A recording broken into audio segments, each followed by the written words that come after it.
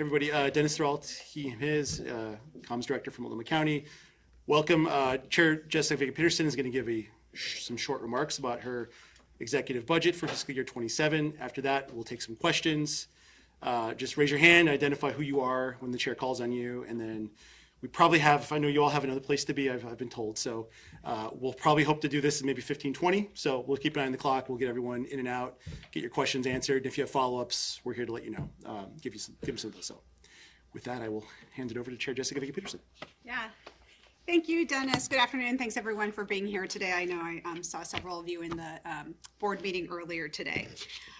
So as you know, this morning, my executive budget for the fiscal year 2027 was released. I provided a full summary of my proposal at our board meeting this morning. If you missed my full remarks, I encourage you to check out the Multnomah County YouTube page where you'll be able to find them. I want to spend most of our time together today answering your questions, so my remarks are really brief. This is my fourth and final executive budget I'm presenting as county chair. And my goal is to leave us in the best position as possible to continue to support our community despite federal and local challenges and a difficult physical landscape. At a time of growing need, we are facing our second consecutive year at cuts at Multnomah County. That includes reductions in our general fund, supporting housing services measure, whose dollars are dedicated to addressing homelessness, the expiration of one-time funding, and state and federal cuts that we have relied on. These compounding challenges means I had to make very difficult decisions in order to produce a balanced budget. Necessary cuts will have an impact on our internal workforce here at Multnomah County, our community partners and providers who provide so many critical services, and overall the services that we're providing to our community. To mitigate these impacts, my budget found savings in administration and prioritized direct services, especially services that are dedicated to our most vulnerable community members. For those at risk of losing their housing, this budget invests in our eviction prevention system and sustains the 9,000 people currently in our housing program so that they won't end up back on the streets. It keeps core public health infrastructure intact to ensure that we can continue to fulfill our role as the local public health authority. For those struggling with addiction or mental health challenges, this budget sustains a wide variety of treatment and services provided in partnership with community partners. My budget prioritizes community safety, investing to maintain current jail capacity, as well as promoting alternatives to incarceration.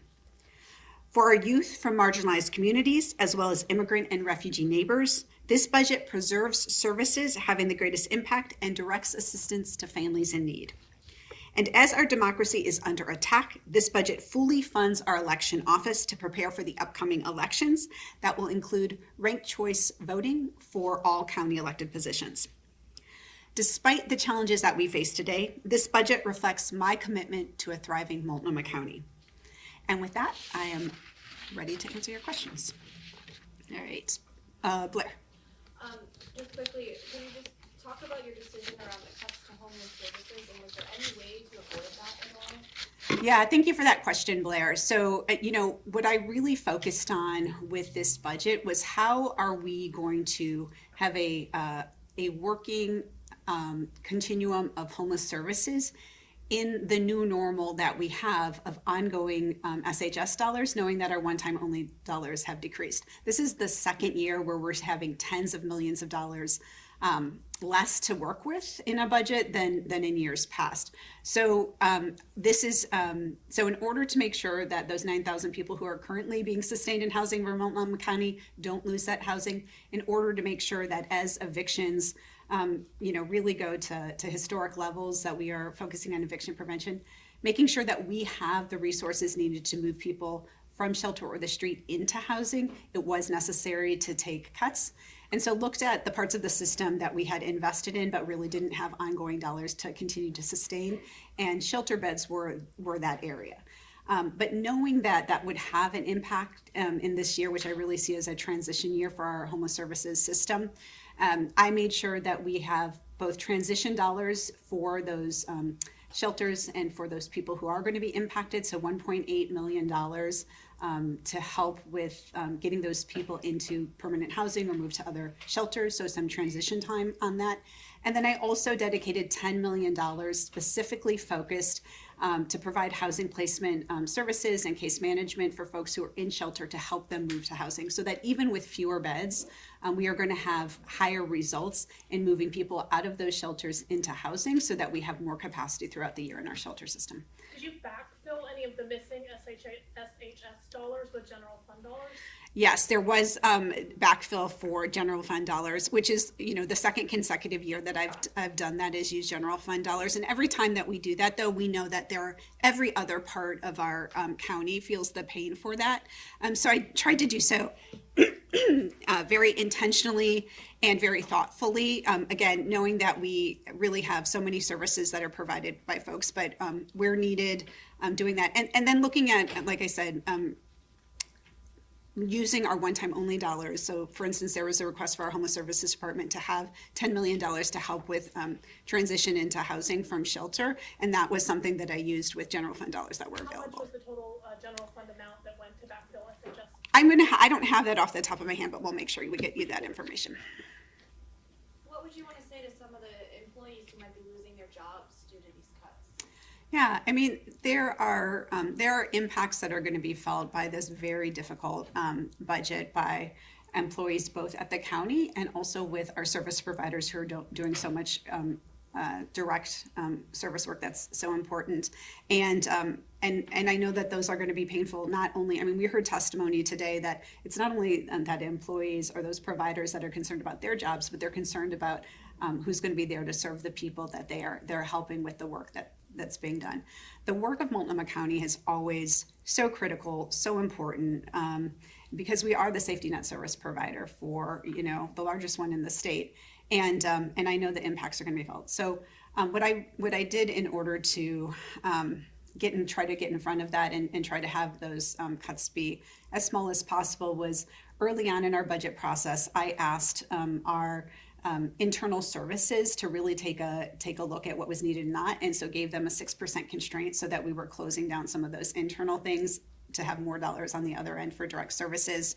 Asked our Department of County Management, which is our highest administrative level, to take the largest cut of any department at the county. So really trying to, again, prioritize that. But, that all of that doesn't make a difference when you're dealing with tens of millions of dollars of cuts, and there are things that are going to be feeling the impacts for folks. I will say that we are doing everything we can for internal and county employees to look at the SAVE program, which is talking about like having open positions held available for folks who might be impacted by cuts, and really, again, being thoughtful and in conversation with our providers to understand their impacts and how we can be helpful with that. Yes. Sorry, this was written out for some funny. D.A. Vasquez says he feels the county should focus general fund dollars on critical services like his office and the sheriff's office and infrastructure instead of supplementing money for homeless services, which he argues already receives outside SHS funding. What's your response? Yeah, I mean, we know that a couple of things are true about this budget. One is that homeless services is one of the highest priority issues that our community is facing today, and that's been true for a while. As I said, we are actually taking many cuts, including with shelter beds, for our homeless services system, and we're going to feel the impact, but again, trying to mitigate those in the best way possible. The public safety system that Multnomah County, parts of that system that we're responsible for, actually altogether, when you talk about corrections health, when you talk about the Multnomah County District Attorney's Office, the Multnomah County Sheriff's Office, and our Department of Community Justice that does parole and probation, those areas alone make up more than 50% or about 50% of our general fund dollars. So we are dedicating huge amounts of our general fund dollars already to our public safety system. Last year, the District Attorney's Office was the only major department that actually saw an increase in funding. And so they were, that was something that we just can't sustain when we're looking at year over year of cuts. So just like every other department had to take some cuts and had to feel some impact, including other areas that are very reliant on general fund dollars. The district attorney's office was included in that. There's a lot of talk today about cuts from management. I know you just answered a similar question, but can you talk about, why there's so much discontentment with that? Do you think that there could be more cuts to management? We're going to be starting, we are starting now a really important part of our budget period where my budget is released, and now we have 6 weeks of deliberation with the board where we're going to be hearing from departments, we're going to be hearing from community members, we're going to be hearing from the public, our partners, all about what they want to see in the budget that we're going to ultimately pass in June.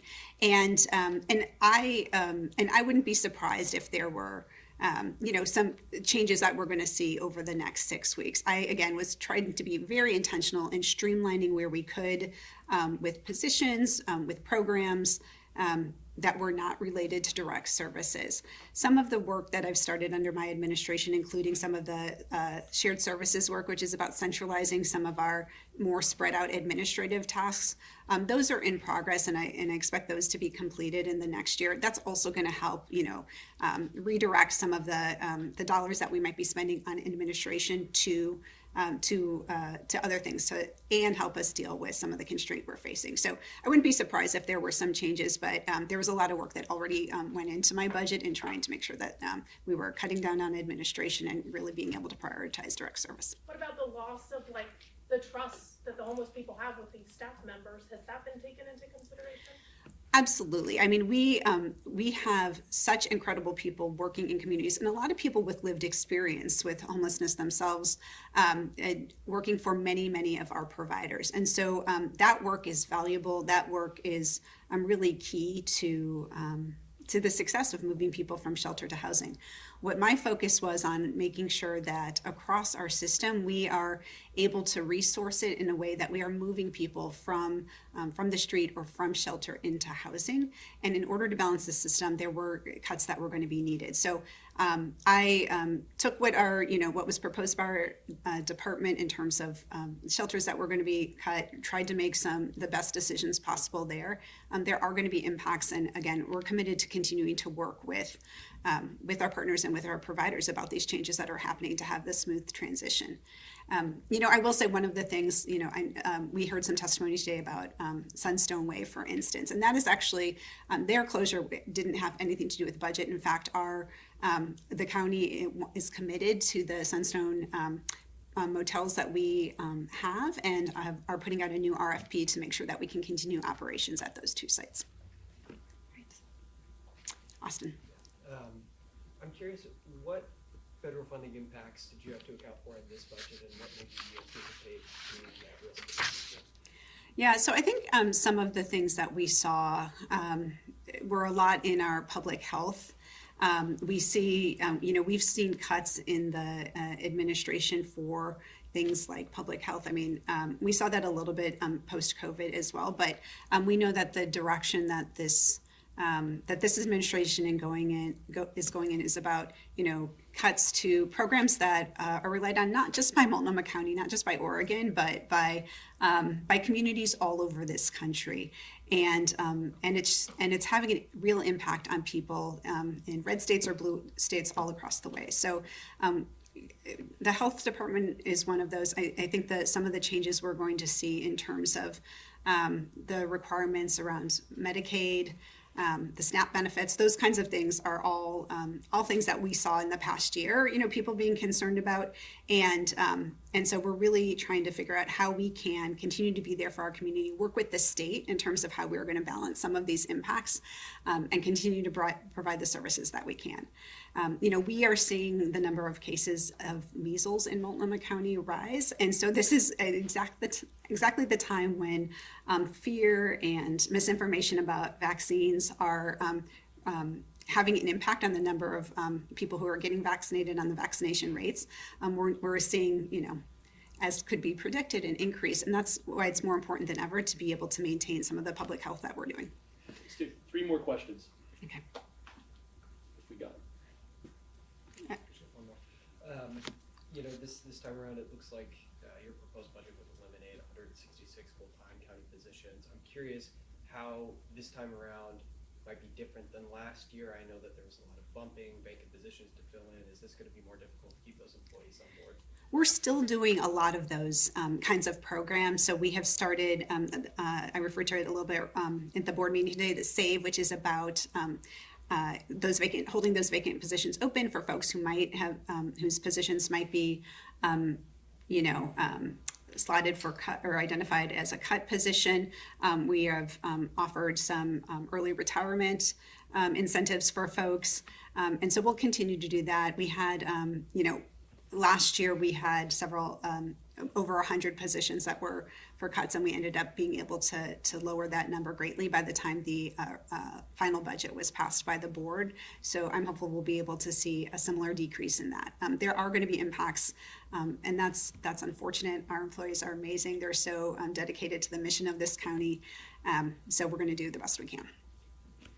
Christina. There were a lot of numbers mentioned for the workers that are cut, but there have been no numbers mentioned for the management or administrative. There were more general talks about it. Can you give me a specific amount of managers and administrators that were cut? Yeah, the number that was shared about the 166 positions that were cut, that's employees across the entire county. So that's management, that's represented employees as well. So I don't know that we have a breakdown right this second, but we can follow up with that for you. I'll add it to my note, Christina. Do you know just off the top of your head percentage-wise what that looks like? I don't. Is it something that you factored into those calculations? Like this percent is going to be management, this percent is going to be workers? Yeah, so one of the things that I gave my budget guidance out to departments was as they were presenting their budgets to me, like what is the impact on represented or non-represented employees, what's looking at span of control, looking at the number of vacancies and how they're dealing with that. So all of that is information that I asked for as I was making budget decisions. One more? Okay. All right. When it comes to the contractors that you're working with as well, have you asked them to make those same considerations and cut from the top rather than from the bottom? They are going to have the contracts that we're going to be giving. They have, certain outcomes and expectations that are in those contracts. How they decide to spend those dollars, though, is up to them. I mean, I think we have always, at the county, we have always tried to advocate for wages for the workers that are who are contracted work for the county. For instance, we have consistently given a COLA in our contracts over year, same thing that we do to our own county employees. Not every local government does that. So we're very much consider that, and so that's part of it. But those providers themselves are also going to have to manage how they're going to deal with some of the cuts that are going to happen as well. All right. Thank you all very much.